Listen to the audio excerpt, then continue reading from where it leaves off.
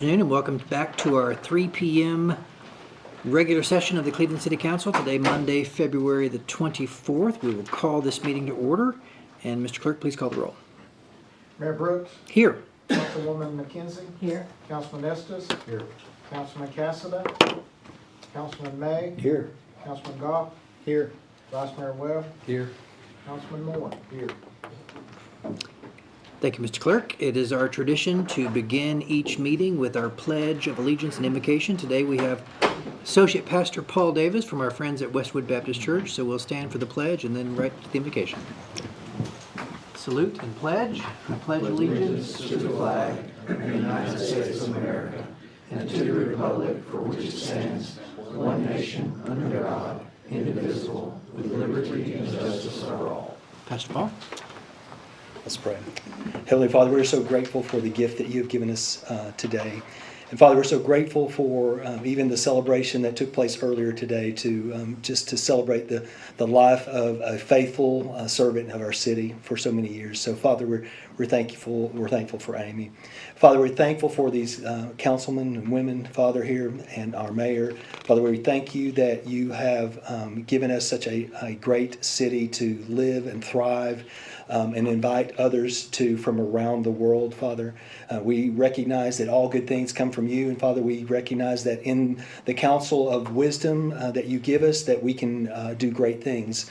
But we can do greater things, Father, by being led by your Holy Spirit. And so, Father, I pray that for this meeting, particularly today, I pray that that your wisdom given to these men and women, Father, would lead, guide, direct in a path for our city that would be pleasing unto you, and that we would say it is indeed good to live in the city of Cleveland in the county of Bradley. Father, we are grateful again for all the many blessings that you have afforded us all these many years, and we pray that you continue to do so as we wait patiently upon your return. May we be found faithful in all things that we do. For your glory and ultimately for our joy, we pray and ask these things in Christ's name. Amen. Amen. Thank you, Pastor.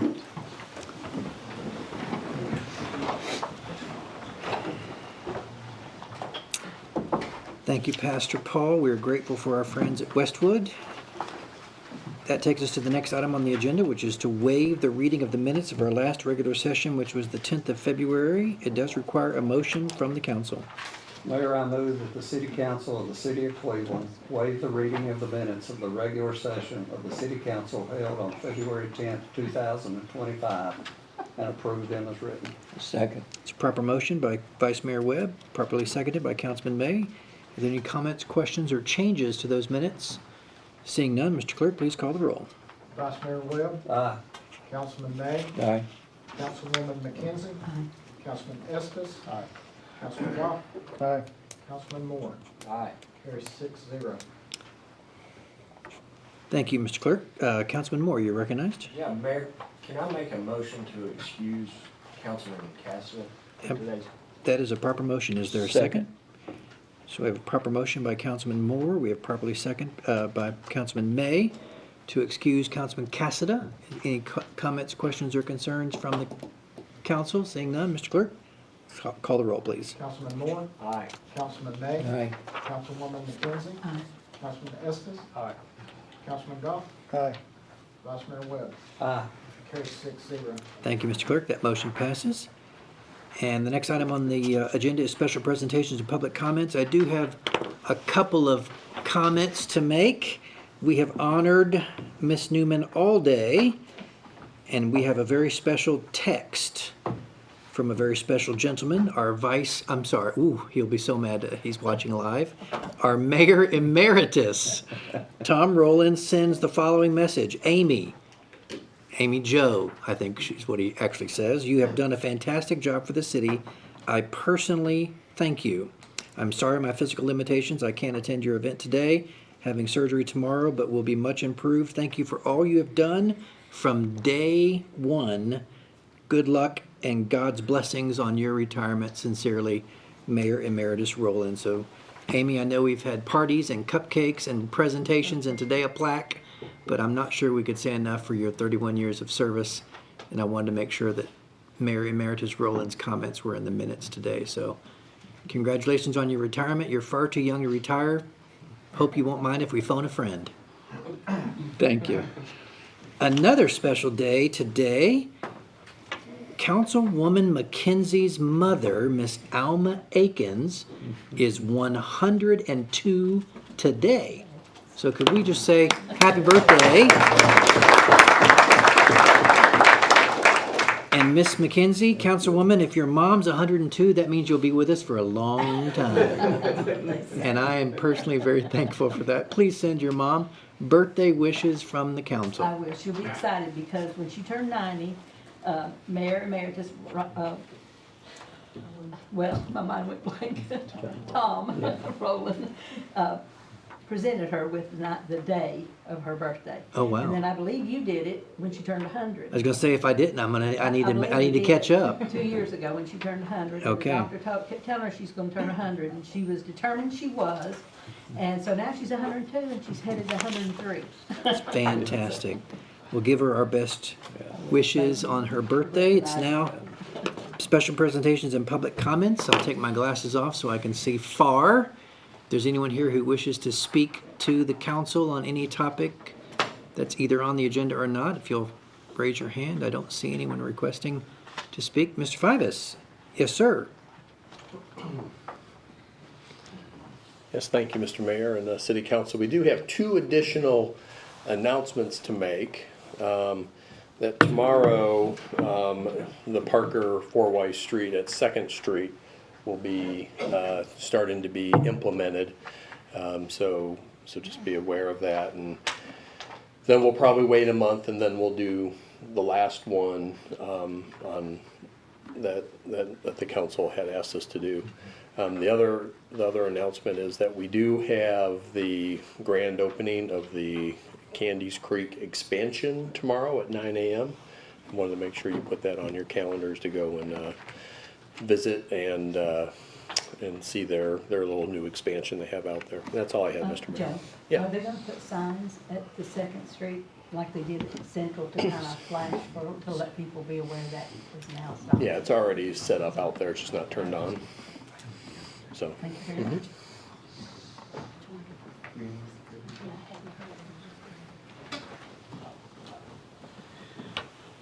Thank you, Mr. Fivas. That takes us to item number 6 on the agenda, which is hearing petitions and communications. Item A under item 6 is mayoral appointments. Today is the Cleveland Planning Commission. We are reappointing and extending the term of Mr. Clark Taylor to January of 2027. We are reappointing and extending to 2028 the following: Mr. Jamie Creekmore, Mrs. Alma Dotson, and Dr. Tiffany Sherlin. And that will be the 4 reappointments to the Planning Commission. Item B, under hearing petitions and communications, is a public hearing to hear public comments concerning a request by Mr. Bassam Issa for consideration of an ordinance to zone 36 acres of property located at APD 40 from IH Heavy Industrial to PUD 60 Planned Unit Development. It was approved by the Planning Commission 7-2. It is in your packets on pages 2 and 3. I'll declare this public hearing to be open. Mr. Varnell, we will hear your staff report. Yes, sir. Thank you, Mr. Mayor, members of the council. This is a development, it's roughly about 100 overall units. It's a mixture of townhomes and single-family detached. And I do believe in the PUD it referenced one section that was only townhomes. That's not accurate and has been fixed. And in this case, the PUD was written that allows for the 46 foot wide lot width minimum. The applicant is requesting a reduction on that in the PUD to 42, and staff wrote the PUD design based on the minimum requirement that we've been at up to this point. It's 46 foot wide, which based on discussions just a few minutes ago probably dates back something like 30 years or so since we kind of started following that 46 foot wide minimum width. And so there is some level of discussion that needs to take place on that. In the memo that staff wrote, we discussed that under certain conditions, reductions, in lot width tend to make more sense than in others. If it's a large green field with hundreds of lots, things like that, I don't really see the need. You can design away with the 46 or the 50-foot wide lots in those situations where it makes sense. When you've got a tighter development, a mixed-use development, it's more of a kind of a mixed-use feel with the commercial in the front and the residential components. Sometimes it's important to design correctly, and so I wanted to bring a few points up. 2 weeks ago, we had a discussion just in general about lot widths, and I listened to some comments that were made, and I've thought about it and wrote some stuff. I think if we're going to have a reduction at any point in our lot width, excuse me, the design components of the site need to be top notch. We need, because when we're getting more dense or denser, sorry, whichever one it may be, my English is escaping me. We've got to, what did we hear last time? Parking, traffic, how it looks. Are we looking at just a bunch of garages? So I wrote some things out that I think could help guide us if we are going to have these reductions in our present question as well as in the future. Requiring rear-loaded homes with the use of alleys and then adding parallel on-street parking. One of the things with the development we're looking at today is it has some 90-degree angle parking that is accessible and looks like it's a part of the public street. I think we should require those to be in separate parking lots, and if we do have on-street parking, it's the parallel type that's easier to navigate and sidewalk stays behind it, it's clearer. So requiring rear-loaded homes with the use of alleys, the garages in the back, you reduce the front setback to 10 or 15 feet, pushing the structure closer to the front, and you've got more of a kind of older town, downtown feel to it all of a sudden. And your garages and your resident parking, you don't even see it, but you have room on-street parking for guests, and it's separate from the travel lanes. So that, when we talk about fire engines and emergency services and trash trucks, trying to get through these places, that answers a lot of those questions, and it's a lot cleaner and it looks a lot better. Pedestrian network, sidewalks would be required on each side of the road. There would be no one side or the other, and they would connect throughout the mixed-use development, obviously, and to any open spaces. The use of open space when we're getting this density is much more important because our lots become so much smaller, our yards become so much smaller. Having usable open space that's not stormwater or wetland or steep slope, to me, is essential. So if we're gonna have some offset, it's good to have a place for the neighborhood kids to go run around down the street. Sidewalk connectivity already there.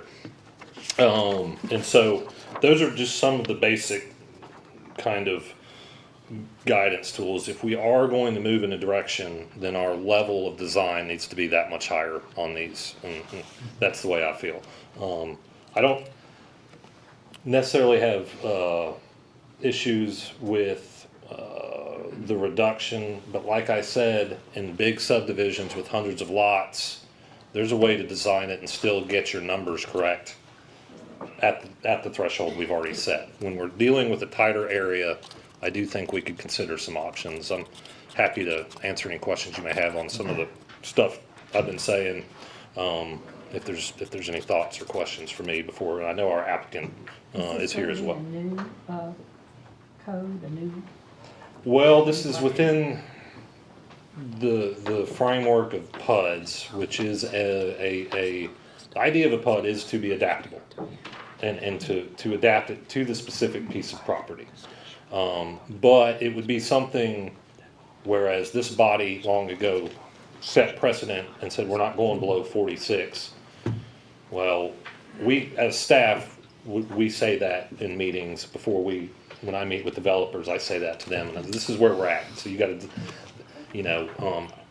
I try to get everything worked out before I come in here the best I can. In this case, they asked for the 42, they said, we'd like to try, so here we are. But it would be, a threshold that staff would hold. It would not necessarily be codified, except for this particular development. That is the one benefit of PUDs, is they are specific to a piece of property. So it would be unlimited. It would be, I think it would be limited, what limits them is this discussion and y'all's ability to vote for or against each time. But our standard would stay at 46. Yes, it would, except for under certain conditions that I think And you were talking about the garages in the back. Is that gonna kind of be like the ones that are over off of the Westmore property right there off Candace Creek where the garages are in the back? So in a sense, that's, yeah, Kind of like that. it would look that way, exactly, yes. So you're, with your sidewalk but with the addition of parallel on-street parking, things like that. And is this gonna enable the contractor to still build the amount of? Well, and, you know, these ideas and these thoughts that we're talking about, have not been expressed in an engineering sense to what they're working on. I think it would be a situation where, you know, I'd like to hear what they have to say, but, we have 2 weeks before this thing gets voted on again. And if some of this can be achieved, or if it can't, I would know that pretty quick, they would know that pretty quick, and that's where we'd have to work it out. Because we didn't really have much discussion leading up to this, and they're here now. Mr. Varnell, I think we've got multiple council members that have questions. Sure. Councilman May?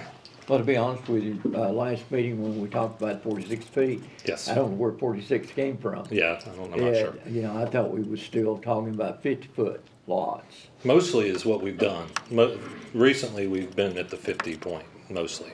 But So we we've do have actually room to go to approved 46. developments with 46 We do, feet. yes. Well, you know, I'm not for going less than 46 feet. Mm-hmm. But when you're doing a PUD, and I think some common sense needs to enter into it. Yes, sir. I don't think that anything less than 46, my opinion, should be standard.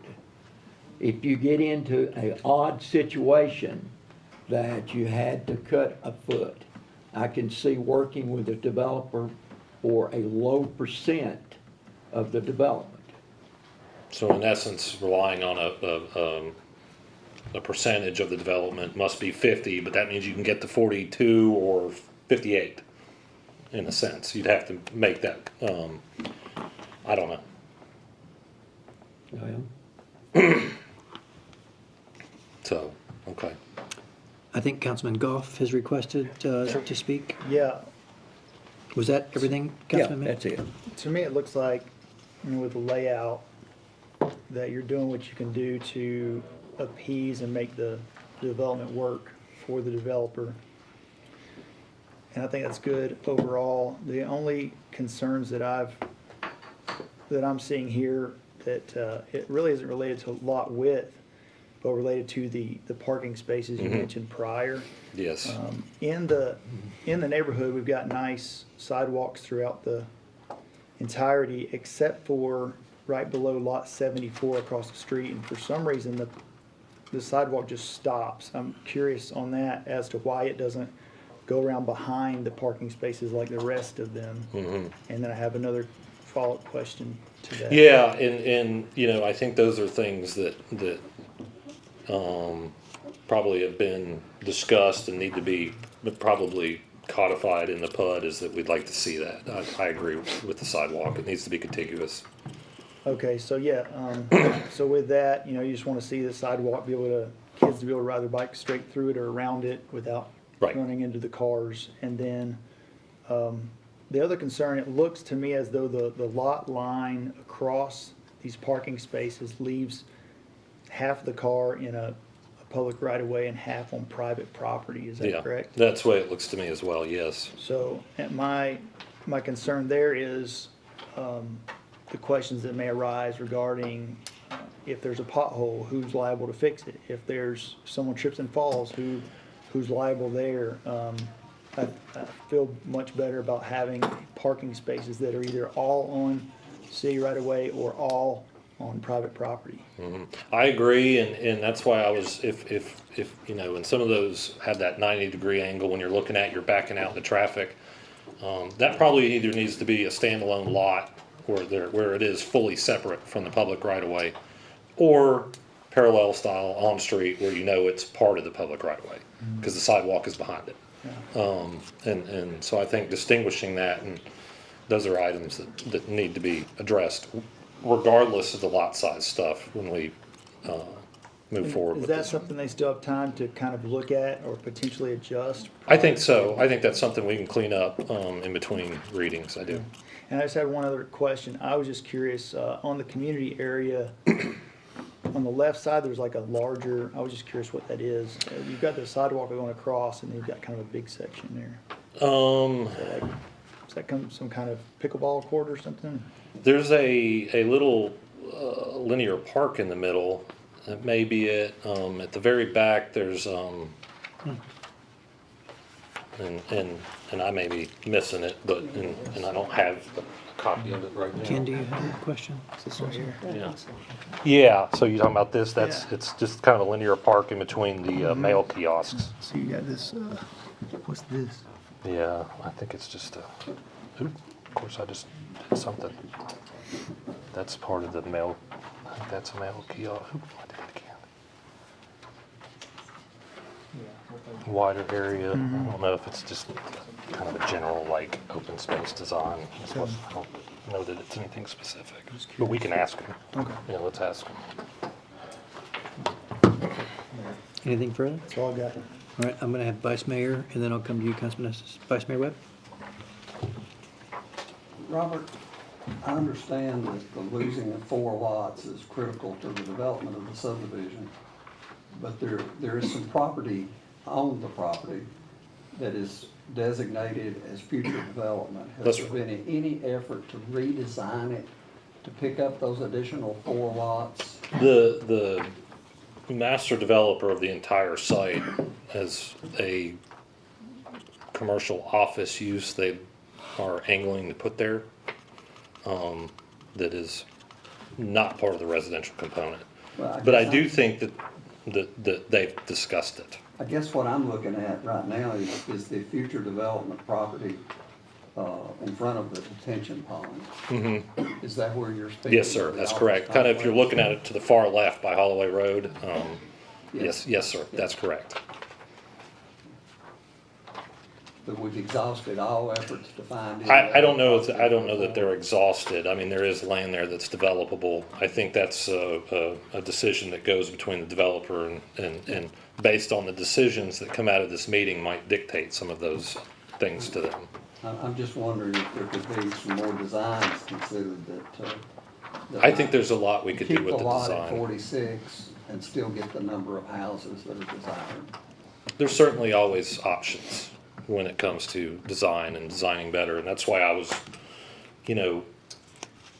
talking, it's a higher level of thought. If we're gonna go smaller, then we need to have some stronger design and build out of that development.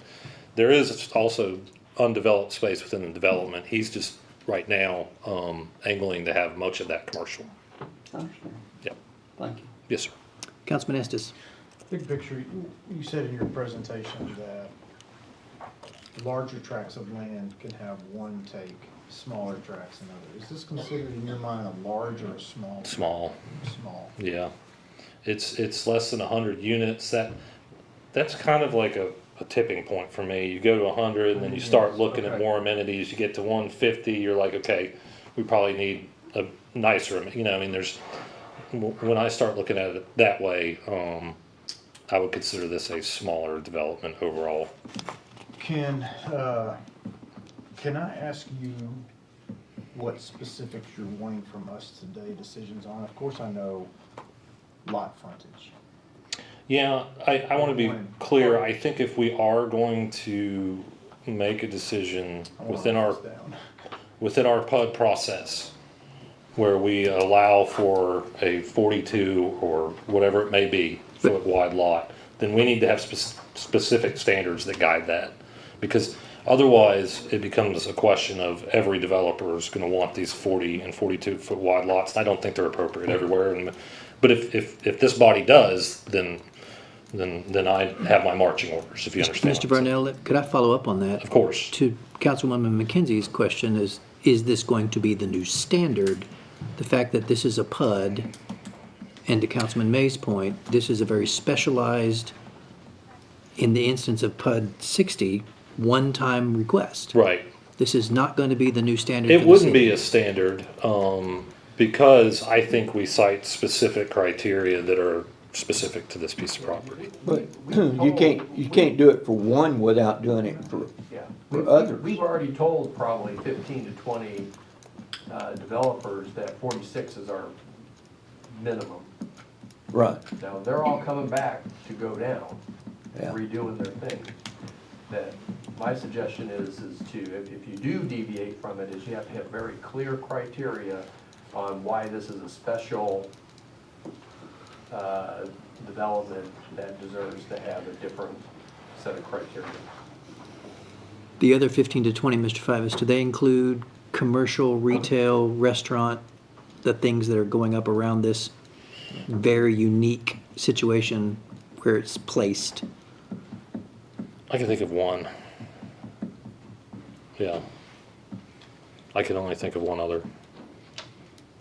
And its lot count is much higher. Certainly. Mr. Estes, I apologize. No, it's good. Thanks, helpful.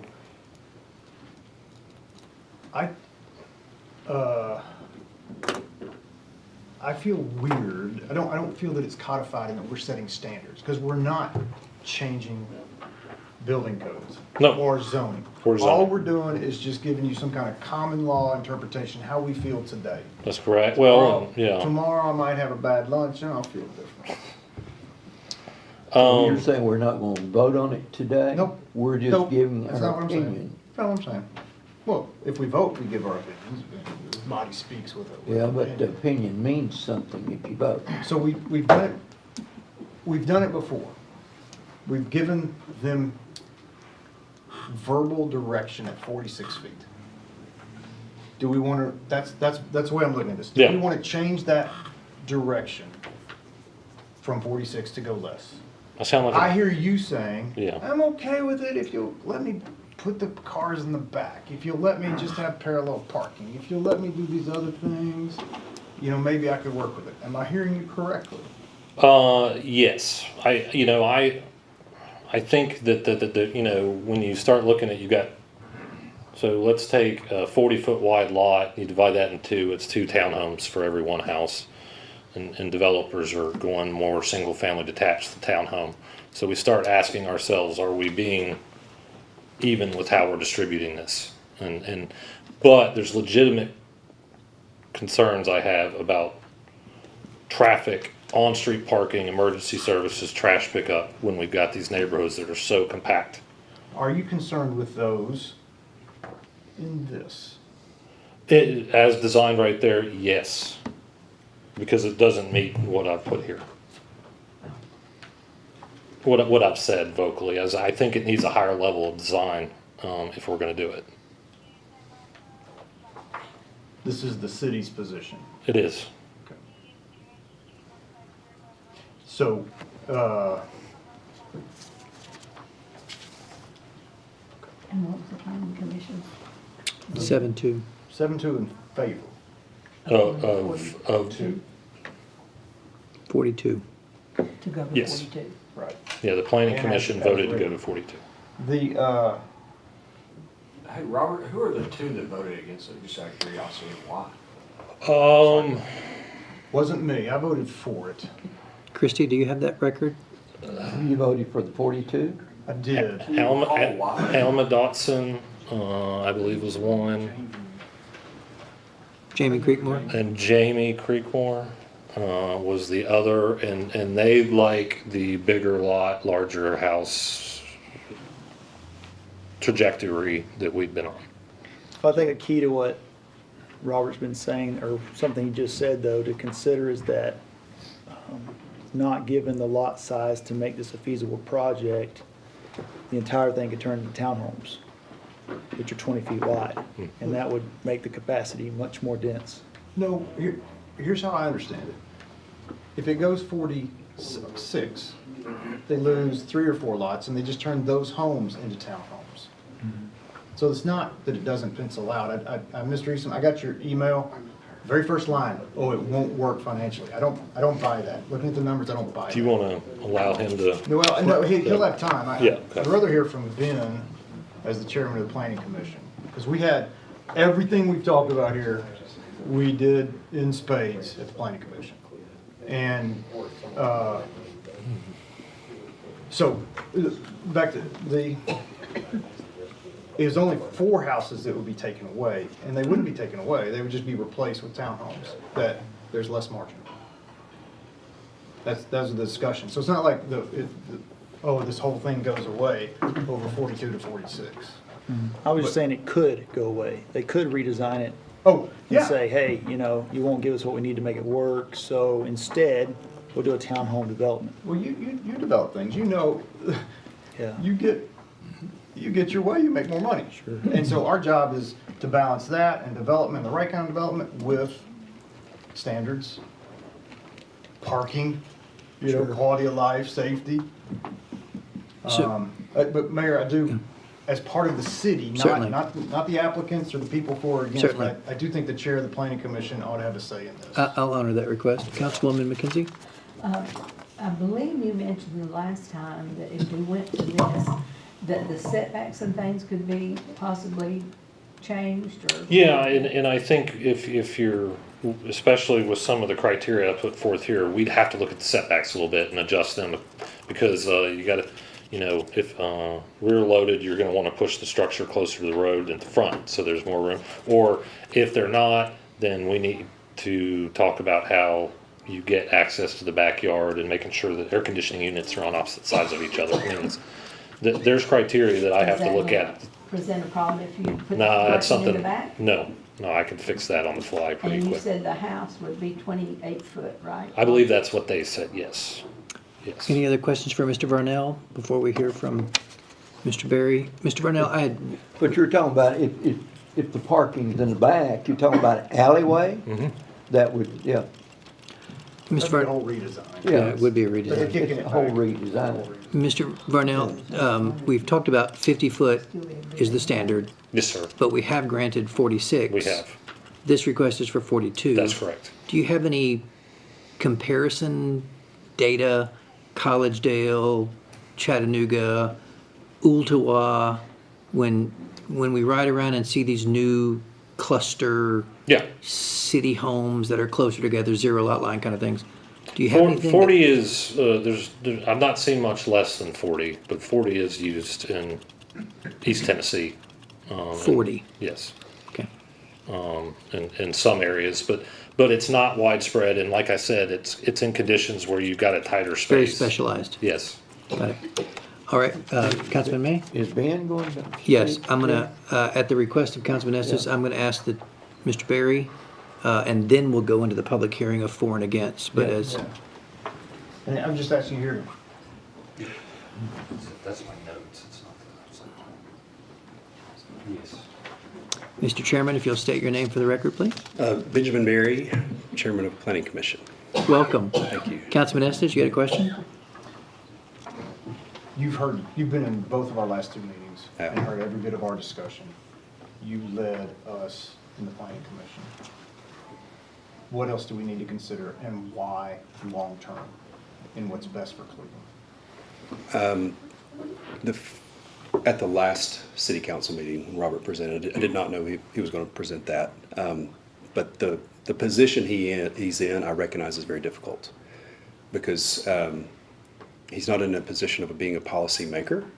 He's a communicator, and he's the first communication that often comes to the city. They go to him before he goes to you or me or anybody else.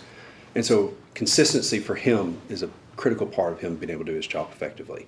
And so when he outlined that, I'm sitting there nodding my head. Yeah, like he needs that guidance.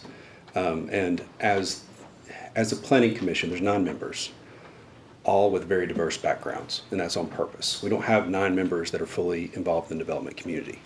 We have a little bit of clean utilities, we have a physical therapist, we have a funeral homeowner, we have people that, and, I'm there, of course, I'm ingrained in this. We have a builder that knows a lot about this, but they're there to offer different perspectives and guidance. And I didn't know Robert was going to outline this, but as he read this, every point he had, I was kind of nodding my head, and I felt like that would help the members of the Planning Commission with their decision-making. I don't think this agenda item is unique. We've had a few of these where discussion can kind of be a little bit all over the place. With, some people think lot size was important, some people think it wasn't. Some people were more concerned about parking location than the lot size, walkability than parking. If the discussion was a little unguided, I feel like this would help if there was some sort of, we're going to have, for a standard subdivision, somewhere out in, most of these subdivisions are occurring in the outskirts of our city. It's very suburban.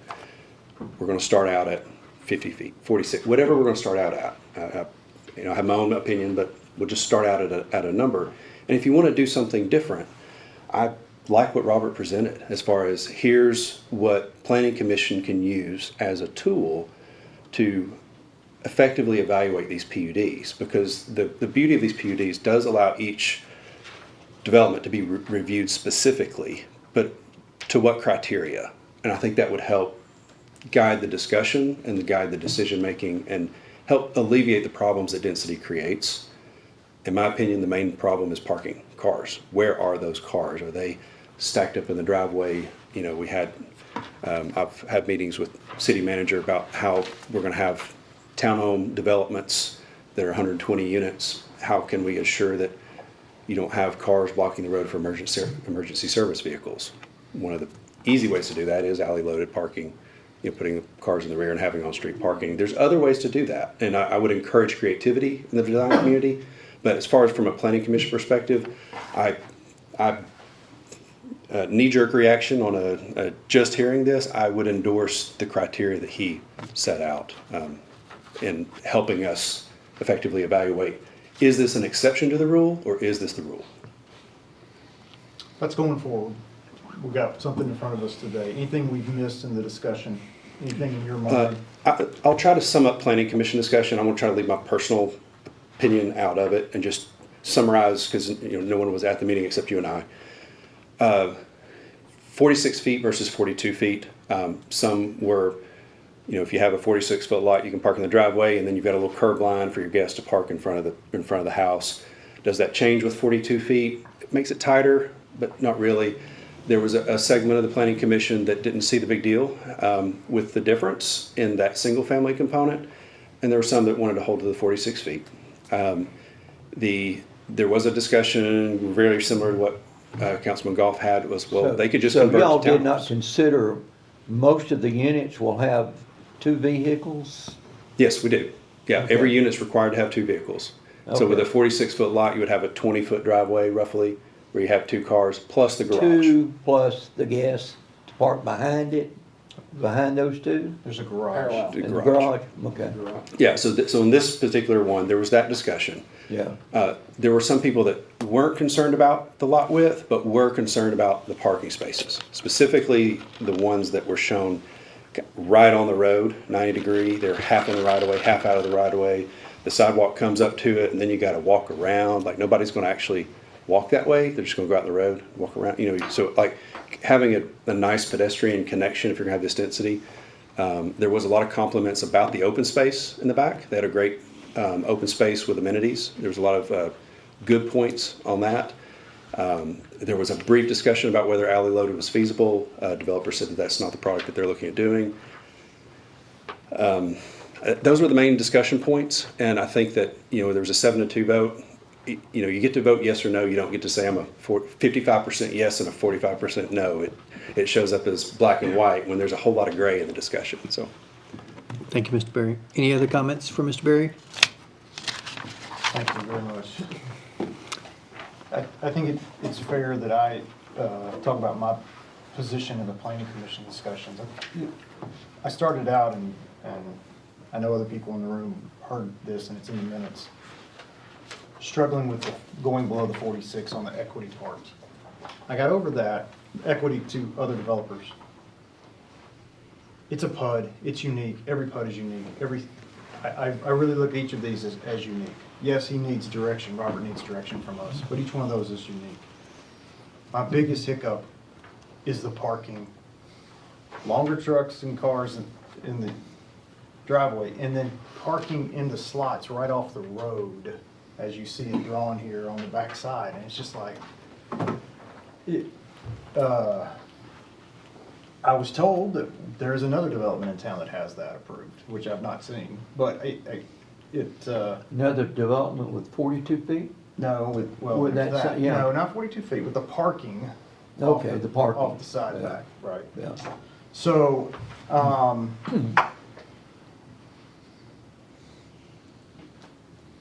this is the commercial, the uniqueness to the south side, a first time, full attention. We also gave Robert really strong direction on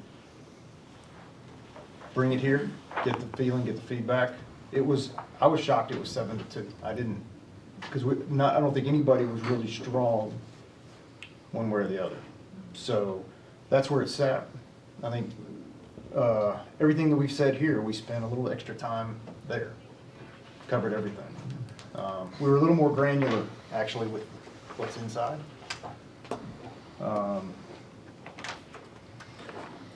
So no, I think I probably said enough. All right, any other Joe, I comments? feel like that if, and you're talking about the 42 is not going to be norm, it's going to be special for this one development. Is that what you're talking about? So I look, just my eyes, Yeah? each PUD is unique. We've made unique concessions on all 60 PUDs previous to this. So it's not just that, oh, it's just 42, everyone is different. Because I think Robert would say if somebody came with rear loading, But have we approved one less than 46? Not in a PUD. not in a PUD, we have clusters, and we have sometimes where like you said, it averages to 50. So like, there might be a lot that's 44, but then you've got a 54 at the other end because of the width of the road. This is your Right. business, I don't mean to be telling you, you know more about this than I do. No. So, But if we drop our standards to 42, the next thing we've got, and I understand developers trying to make money, and I want them to make money. Because if they don't make money, they don't develop. But if we go to 42, the next thing, we've got somebody wanting to do 40. If we do 40, we got somebody wanting to do 39. You know, that's just human nature. I want to hear Pushing from, the envelope. I want to hear from everybody in the public hearing, but I also would say this. What you build today, David, is not what you built 20, 30 years ago. You know that. You know, so I don't know where that line is on the change. Yeah, I don't either, but So I think hearing from everybody else, hearing from the city, exactly what they want on this. Yeah. Any other comments or questions from the council before we open for public hearing? All right, I will allow anyone who would like to speak in favor of this request. Please indicate by raising your hand if you'd like to speak in favor. Mr. Issa, did you want to speak? I was going to look at the engineers first. Certainly. Like that, and then if I need to speak, I will. Certainly. I'm just going to listen to you guys. So. If you'll please identify your name for the record, please, sir. Cody Etling with Miller McCoy. We're the civil engineer for the project. In regards to Councilman Goff's question about the sidewalk around these parking spaces, we had every intent to put a sidewalk there. I think we just missed it when we were drafting the site plan out. But we'll be more than happy to add that there. In regards to maintenance of the parking spaces, I think one thing that we can discuss, and this is an open-ended topic, something that we'll have to discuss on our end as well, is that it can be delineated within the HOA regulations of the subdivision that the HOA is responsible for the maintenance of those spaces. So we could create a delineation between the parking spaces and the paved roadways as far as who is responsible for repairing or repaving any of those surfaces. The property line through the parking, we can always tweak the property line. We can make all the We can make all of the parking in the right-of-way, or we could also move that parking into the community zones and keep the entirety of the parking on private property, but then we would have to navigate the question of how those parking spaces are accessed. I think if we keep the parking configuration the way it is now, 90 degrees with respect to the travelway, unless we create a designated parking lot somewhere, we are going to have a continuous paved apron that goes from the road to the parking space. So I think that the property line issue is something that can be more ironed out with HOA regulations as far as maintenance is concerned. As far as rear-loaded alleyways, so my client, Mr. Issa, and the home builder has a product that is 28 foot wide that has a front garage. So I don't think we have a product that has a rear-facing garage. That has been done. That is a type of development that occurs, but that's not a product that we're prepared to offer here. And then in relation to what some of the other council members have said, from my client's standpoint, density is profitability when you're looking at a development. There's nothing that would stop my client from doing 20-foot wide townhomes throughout this entire thing, packing it out with 2 times the number of developments that we have now and making more money off of it. My client wants to provide homes for people to raise kids in that have yards, more yards than the townhomes afford. And he's taking, it may not be apparent to everyone, but he is making a financial sacrifice providing the single family homes in here versus packing it out with townhomes. Or apartments, right? Oh yeah, or apartments, Just put exactly. apartments on Yep. there. Thank all you. in code. The community lot in the center, that has a mail kiosk, a pavilion for children to be dropped off and picked up from school buses.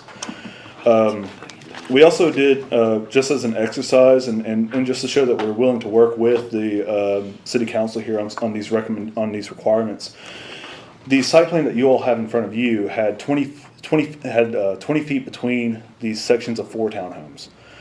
We can reduce that to 10 foot without having to sprinkle those buildings and make up that space in a larger community space. So I have a site plan here where it's exactly the same as what you all have before you, but we shrunk that space between those sets of townhomes to 10 instead of 20 and made the community space 40 feet wider in the center. And that's something that we're open to doing to make that community space larger and provide more amenities for the people that are living here. There was discussion about the loss of the lots. I mentioned that we would lose 4 lots in planning commission. That didn't account for the fact that there are essentially 4 rows of homes. So when you actually look at it through the homes, we're losing 5. That's not, that may not seem like a crazy number, but on a per lot basis, when you're getting paid on a per lot basis to develop, that's a significant amount. In regards to the future development, I think what Mr. Varnell explained is spot on. We had discussions with Mr. Varnell and Mr. Jobe about potentially using that space, but for the time being, it's kind of in a more commercial zone out along Holloway Road, and we would like to keep that as a potential future commercial space instead of designating it to residential, especially since it sits right behind the gas station out there. But Matt with Smith Douglas Homes is here as well. He has printouts of some of the product that they're offering in this area. I think one thing that's pertinent here is that regardless of the lot width, 42 versus 46, if in a theoretical sense, the product would remain the 28-foot product. So we can fit this product in this PUD. We can on the 42-foot wide lots keep room for the HVAC units on the side, meet side building setbacks, and we feel very, very confident about that product, and we think we hit a good number. The south side of Cleveland does not have a lot of subdivisions. North side of the county is very development heavy. South side isn't. We have the industrial park down there that is. It seems like I do a project every now and then in it, and it's growing continuously. But one thing that those businesses will need is local housing for the people that are going to work there. And what we want to provide is affordable housing for those people to move in there at a good price point, given how crazy the housing market's been in the past 5 years. So, thank you. I'm happy to answer any questions you may have. Matt, I think Matt will come up and present his product to you all. Great. Any questions from the council? All right. If you'd like to come and speak in favor of this request for ordinance to zone, if you'll state your name for the record, please, sir. Hey, Matthew Shaler with Smith Douglas Homes. I've got some handouts if y'all allow for it. Thank you. This was last time, but Thank you. Thank you.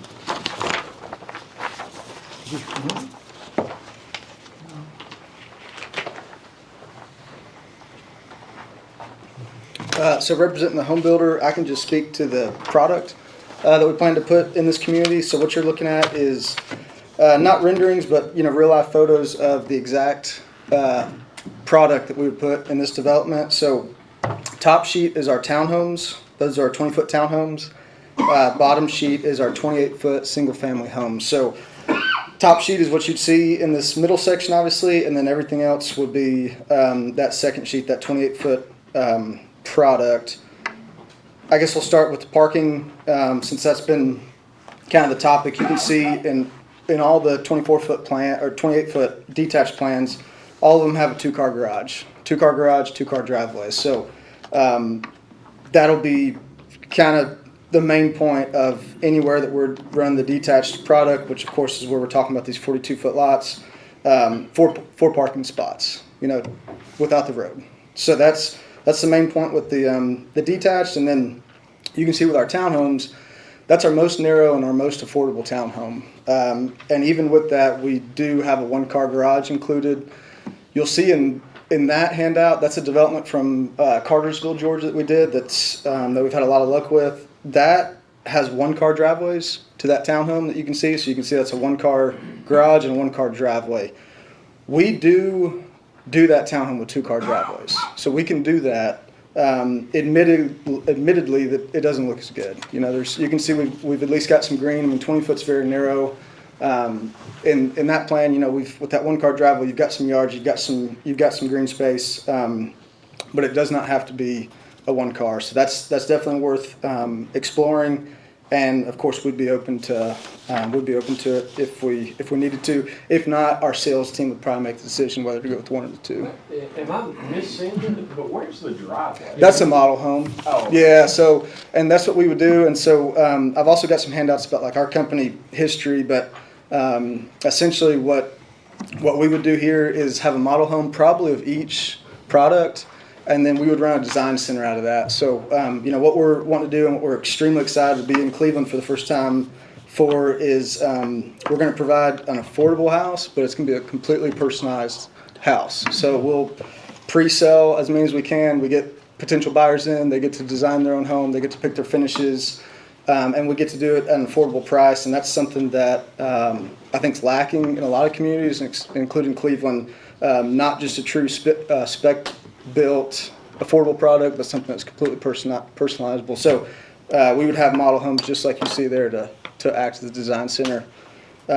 Speaking to that affordability, so I know we're early on, but we've completely ran our feasibility on this project, and where we've got those townhomes, again, if we were to keep the same density, because every single one of my costs are fixed, other than lot price, and then that's a factor of density, of course. So if we can be where we're at today, and kind of the agreements that we've made, we'd be bringing these townhomes, again, fully personalized townhomes, which are 3 beds.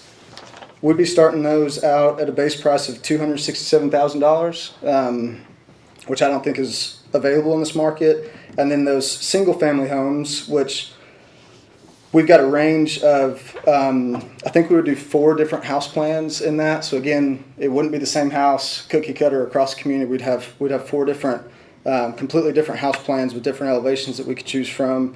But those we would shoot for those to start in the high 2s as well.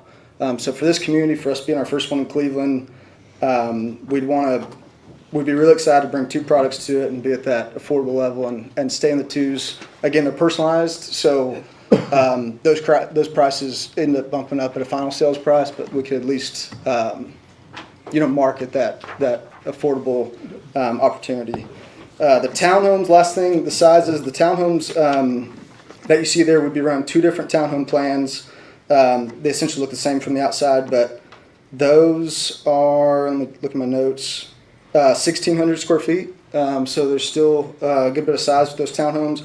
And then the single family homes that we would do, that 28-foot product, between those four plans, we would have a range of 1,700 square foot to 2,300 square foot. So we'd have a lot of different buyer profiles hit with those essentially 6 products that we bring to this development. And then, as Cody did mention, that 28-foot product that you're seeing there for our detached, whether there's a 42-foot lot on the ground or a 46-foot lot on the ground, my big point at Planning Commission is we would build that exact same house. And I think that was, and the only thing that would change would probably be the price point, because again, it would probably change the price of the lot that the developer needs. He answered it. Thank you. I think you answered Vice Mayor Webb's question. Any other comments or questions, Councilwoman McKenzie? How many, the way you got it laid out now, how many single dwellings versus the townhouses? Right now, I believe it's exactly 46 to 46. 46? Yep, so 1-to-1, yeah. And to the townhome point, Mr. Issa could do all townhomes here. We're a home building company. We want to build. We want to build the homes. We want to put people. Our big thing is first-time home buyers. We want to put people in their first home. We do build townhomes. We know there's a need for them. We like to build townhomes in this exact setting where we can pitch that you can have some walkability to a future coffee shop, the stuff that's going to be in the front of the community. Our business plan isn't necessarily to put people in their first townhome. We're more excited about single family homes across the board. That's what we want to put buyers in. The townhome for us is a good product that at the end of the day, the people that can't afford the detached home can afford. Any other question for our guest from Smith Douglas Homes? So if we maintain 46 feet for a lot, tell me about how that's going to change your numbers. So, like I said, we would stick with the exact same plans. Of course, we do a lot of different house plans. We've got, I think, 40 house plans in our company. In other parts of Cleveland where we're pursuing other projects, we'd be doing a different plan that we would like a 60-foot lot on, and we would do a wider, a ranch product, stuff like that. We do that completely.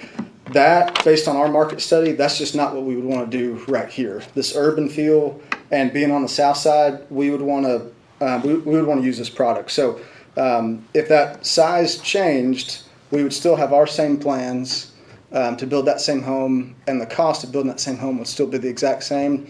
The only thing that would be different, and again, I can't speak for Mr. Issa, but it would probably change his numbers of what we would have to pay for the lot. And essentially, at the end of the day, that just gets pushed down to the buyer, that additional cost at the sales price. Okay. All right. Any other questions or comments? Thank you, sir. Thank you. Anyone else who'd like to speak in favor? If you'll state your name, although we know. Good afternoon, Bassam Issa. All I want to say is that I've tried everything on this property. First of all, I approached this property to get Publix. Initially, they said they would come. And we had hired people. They came 3 times. Every time you got another level of Publix. They absolutely said no because it's too far away from homes. They wanted to be by Walmart or that area. There's no land there enough for that. So I went ahead and bought it anyway. Maybe it's my fault. It's an expensive piece of property. It's not somewhere in the country where I paid very little per acre. I paid $4.2 million for that area. Very expensive, and I cannot do. I'm limited to do what I can do. I found this product and this great company. We spent 2 years with, and I think maybe some of you knew that, with industrial, and they backed out. And we tried every which way. And what I have right now is the only thing that I can have is to have this company to come and do this, what I believe is a great product, unique, and being part of a PUD development with commercial walkability to 4 or 5 restaurants, a coffee shop, things like that. And at the end of the day, I believe that, my experience with Cleveland, I consider it as equal to Chattanooga. That's why I'm still developing, and I'm here, developing all that and spend a lot of money, is the fact that I think it's a great city, has a great future. And I know you do different things than other cities, that's fine. But at the end of the day, I have initially had 97 lots, and then with 40 feet lots, and then I compromised between me and after I talked to Robert, and I said I need to do that. I lost 5 more lots. I can't lose any more, or it just for the cost and the base that I had in it, I'd be in trouble. And I'd rather not even do it at that time and wait for something else. But I think it's a great opportunity for all of us if we make it with what Robert wanted and you guys wanted, and do whatever it takes to make it a unique thing that if somebody else comes and want to do similar thing, you might have 1 or 2 every 5 years. It's not going to be a widespread, and I think at that time shouldn't be a problem for the city. They're not going to have something that's be detrimental to have every few years something similar to this, if any. So it's not going to be a precedence where you can't defend the fact that you can't do it for others unless they have something similar, and maybe not similar but something unique differently, but still be a PUD for its own, basically. That's all I'm going to say, and other than I do appreciate you, and you had a very, I'm impressed with the deep discussion that you had, and I learned from it, but I hope that you would see it our way, because I cannot do any more than that. And I think it's a great company, and I will control everything they do. I'll make sure, because this is my development, I still have other property there, and I want to make sure everything looks great, so thank you. Thank you, Mr. Issa. Any comments or questions for Mr. Issa? Thank you, sir. All right, we've heard from the staff report. We've heard from the chairman of the planning commission. We've heard 3 in favor of this request. It's now the time for the hearing to hear. Does anyone wish to speak in opposition to this request? If you notify by raising your hand. I see no one asking to be recognized. I'll declare this hearing to be closed. That is the only hearing that we have on the agenda. We have item number 7 on the agenda is the consent agenda, which was presented at the 1 o'clock meeting by the city manager. Any changes to that consent agenda, Mr. Fivas? It is presented as is, Are you and comfortable, Robert? So moved. Second. that's a proper motion by Councilman Estes, properly seconded by Vice Mayor Webb. Any additional comments, questions, or concerns on the consent agenda? Mr. Clerk, please call the roll.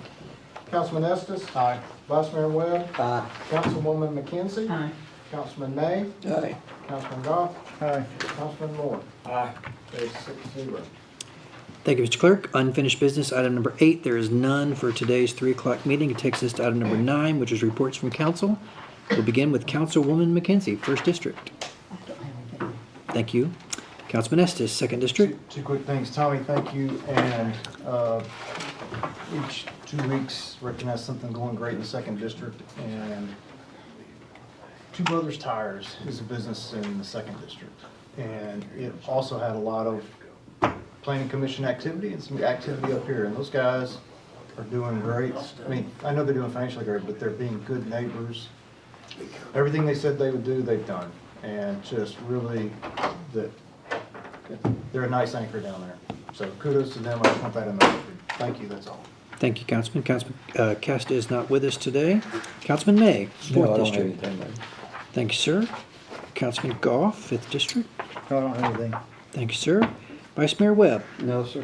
Thank you, sir. Councilman Moore. Yeah, just real quick, I think you hit the nail on the head, Mayor Brooks. Maybe warmer temperatures, soccer park, starting to get some usage. I'm just randomly getting some calls from Mouse Creek users and just wanting something, an update of any sorts, if you could help me with that there, Joe Faust. Yeah, the project on Mouse Creek is twofold. It's on our project list twice to expand the width of the road by piping the road. And then it's also on our MPO list to have the state pay to pave that. The one thing that we could bring back, so both of them are approved projects and they're in the process. We can bring back kind of as we kind of go through the budget process over the next month, a timeline and kind of a phase plan. It'd be an awful lot, it wouldn't be something that we would go out and do the whole width of the road, but it might be broken into 3 or 4 phases, and we can kind of show you what we're thinking. Councilman Webb had asked about the turn lanes, and we can kind of detail what that, those plan details were, and we can do that when we get to the next couple meetings, probably. Thank you. Thank you. That's it. Thank you, sir. There being nothing else on reports from the council, item number 10 is new business. There is one item, item A, under new business, zoning ordinance 2025-7, concerning a request by Bassam Issa for consideration of an ordinance to zone 36 acres for property located at APD 40 from IH Heavy Industrial to PUD 60. It is on tax map 65 and was approved by the Planning Commission 7-2. It does require a motion from this council. Motion to accept. That is a proper motion by Councilman Goff. Is there a second? Second, I'd like to speak to it. It's a proper motion by Goff, properly seconded by Councilman Estes. Councilman Estes, you're recognized. Christie, just for the record, just a couple things. I want to speak to why I'm for this, and then I want to give Robert direction. You're asking for it. I'm one person. I do think maybe in a month or two, we ought to come back and at a work session and be more direct with you and really just hammer some specifics, but not necessarily to this PUD. That's just my opinion, that we do this in a work session. We're looking at 40-plus single-family homes, 300 to 325, 6% for a 30-year mortgage. I mean, it's just, you can't find that right now in Cleveland. I've been paying a lot more attention, Planning Commission, like what is the real estate market? What's an MLS listings? What are they at? Sorting them, going to something, Zillow, just I've learned a ton. 28 foot is the same, it's the same frontage of the house. And that it's in your district, really. I know more is coming, right? Where APD 40 meets South Lee Highway. I mean, I understand, I know that's coming. My cons, it really, the parking was not done well. I mean, that was I knew Ben put us into groups. My group was the parking. Kind of moved me on the lot size. How I got on the lot size is, this is a one-off, and I'm bold enough to take all these one at a time, where I might not approve this somewhere else with another thing, and I do think city staff is gonna have enough direction before this comes back up. I'm also bold enough to say for folks that we've already approved at 46 and 50, that it stays there. I'm bold enough to second this motion and support it. Christie, I want all that in the record, because since I'm on the Planning Commission, I've been wrestling with this for about 3 months. I think it's important I speak up, that's all. All right. Thank you, Councilman. That is a proper motion by Councilman Goff, properly seconded by Councilman Estes. We've heard discussion by Councilman Estes. Anyone else on the council wish to have discussion? Mr. Vernell? I just need a point of clarification on the motion, just to make sure. My recommendation, the staff recommendation was on the 46. So if you're making a motion to go with the 42, I just want to make sure we're specific. So, yeah, I'm making a motion to go with the 42 as been requested, but mine is with the caveat of what the council of Mr. Issa said that they would do regarding the parking and the sidewalk around the parking as well. Apologies, I just it's good. wanted to make sure I Yeah, 'cause understood the we're gonna motion. have that in the final reading. Yes. I So the understand. motion is for May I add 42. something? I Sure. forgot to add that, which is what was just said. It is really important that here in Cleveland and elsewhere is to have affordability to the homes. And what I liked about this product, it is affordable. If you look at the majority of Cleveland people, based on the fact they work in factory and all that, this is a blessing to have something around the 300,000 to own their own home and things like that. So it is. The other point is, if I get enough, I and others, more development residential on between where Walmart is and the freeway, I can convince people like Publix to come in. We can grow that area better. That was really detrimental for me when they get. But I was maybe stupid, brave, whatever. I said I'll buy it anyway. I have faith that I can figure a different way to do it and make a little money. So I'm hoping that would be the case. Thank you. All right, so we have a motion by Goff, we have a second by Councilman Estes. We've heard some discussion from council. And so that's voting on 42 feet lot. Just to review with Mr. Fivas, a yes vote would be to vote with the planning commission, which voted for 42, 7-2. Okay.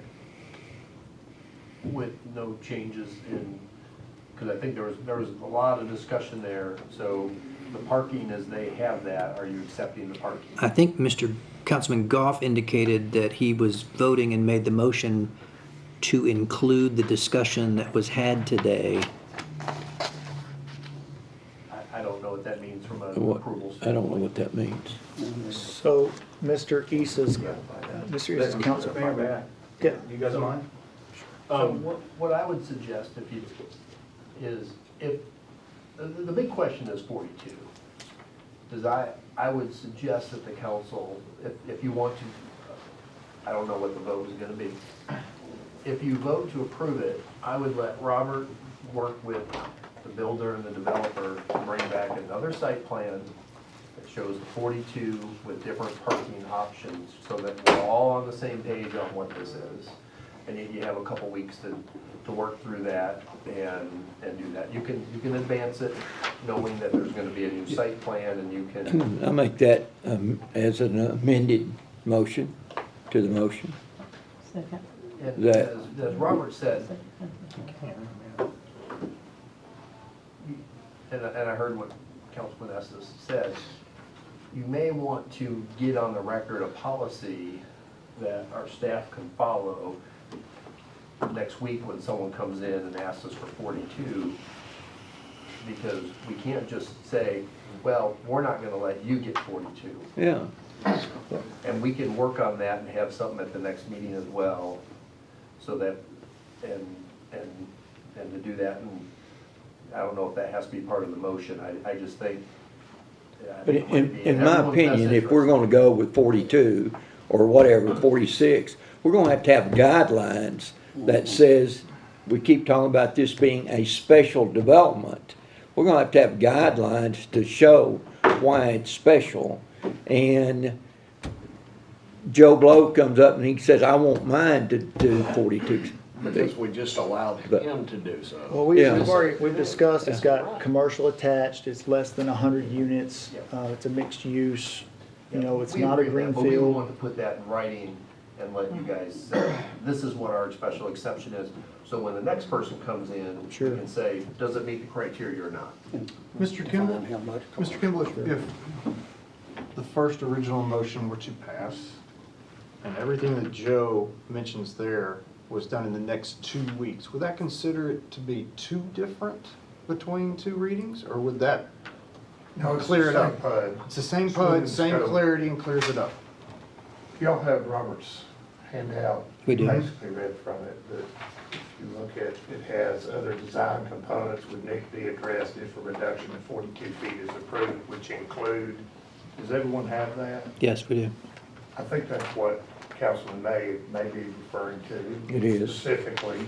So my suggestion would be that you direct Robert to bring back next meeting after he meets with the developer and their engineers. If it passes. Assuming it passes, a PUD that includes these I'm gonna call them bullet points, paragraphs, whatever you wanna call them, with the 42 feet with lot width. And we can do final approval with that. Yes. And then that could be, that was my question. Then, Yes. so. So the second- I might ask you to remove. your The second motion amendment is and let's not, go. yeah, it is not necessary if we follow that track, if that makes And I sense. am more than kosher with that. I'm not sure on what we're voting on then. Can you attach what Robert has as being conditions to that? What you would be voting on, the motion by Councilman Goff, seconded by Councilman Estes, is the PUD as presented, but within the presentation, Robert says Yeah, but Robert additional was talking about designs. several things, you know. Bring it back and let's see what we're voting on. So the PUD would come back and it would have 42-foot lots and they would work on the parking, fix the sidewalk. Another way you could do this is simply, don't vote today. Have your first reading on first vote in a couple of weeks when these changes that have been discussed today have been made, and you can all look at them and make sure what you want is in there. It's only gonna delay the final approval 2 weeks. You'd have a final reading at your second meeting. Okay, if we do that, I'll remove my, But what we don't amendment. know. I'll remove my amendment. But what we don't So we know can is if vote on it. 42 is gonna pass. If we come back, huh? Oh, fair enough. Oh, don't vote on it.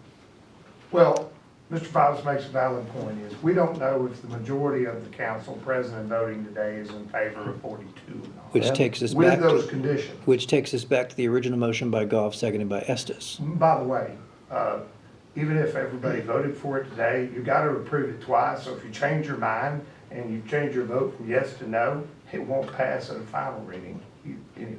Yeah. You also are missing Councilman Cassidy today, presumably if he's back in 2 weeks.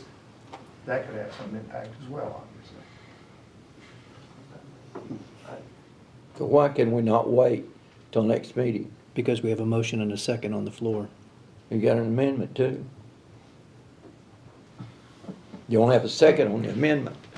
Actually, you do. Councilwoman McKenzie seconded it, Okay.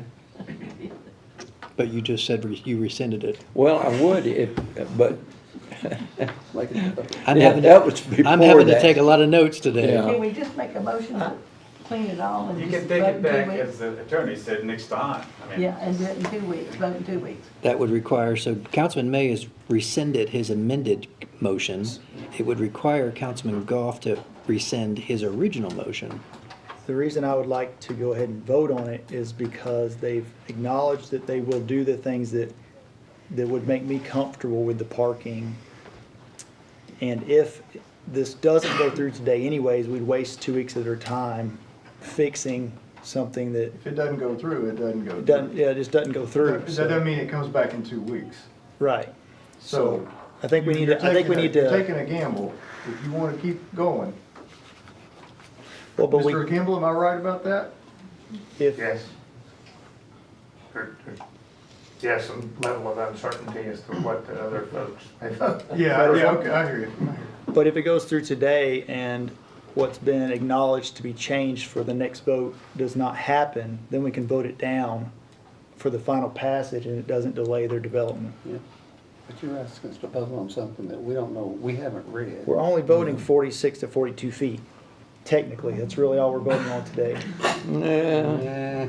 I mean, the other caveats to whether you're gonna vote for final passage. Mr. Goff, for Peace in the Valley, I ask you to remove your motion for 2 weeks. So yeah, everybody wants to wait. I'll remove my motion. Thank you.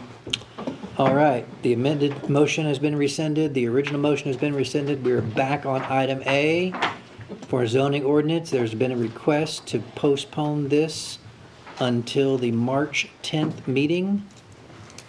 Christie, are you clear with all that? Robert, are you clear with getting back to us, working with the developer, working with the engineers to bring back an amended PUD to include all of today's discussion at the March 10 meeting. Council, all hearts and minds clear? So there's none. All right.